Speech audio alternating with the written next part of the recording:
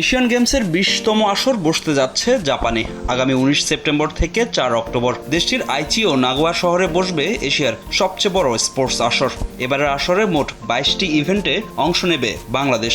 অংশগ্রহণকারী ডিসিপ্লিনের ফেডারেশন কর্তাদের সঙ্গে বৈঠকে বসেন যুব ও ক্রীড়া প্রতিমন্ত্রী আমিনুল হক। গেল এশিয়ান গেমসে 17টি ইভেন্টে বাংলাদেশের মোট 180 জন অ্যাথলিট অংশ নিলেও পদক আসে শুধু ক্রিকেট থেকে।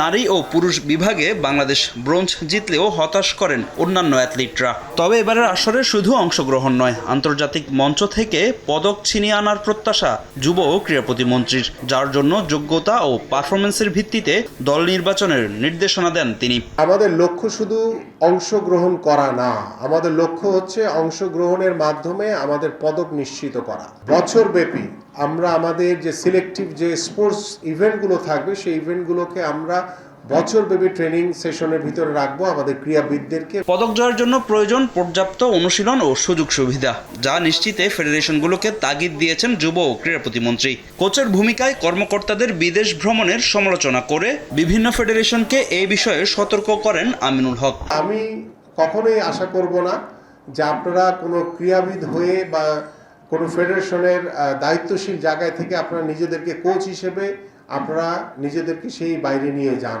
বা বাইরে সেই বিদেশ ট্যুরে যান বা কোচ হয়ে সেই টিমের সাথে আপনারা অংশগ্রহণ করেন, সেটা আমরা কখনোই চাইব না।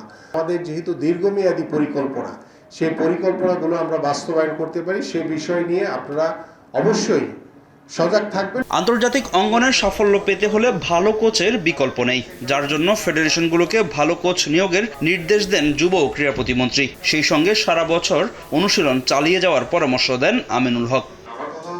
ফাহিম ইসলাম, সময় সংবাদ, ঢাকা।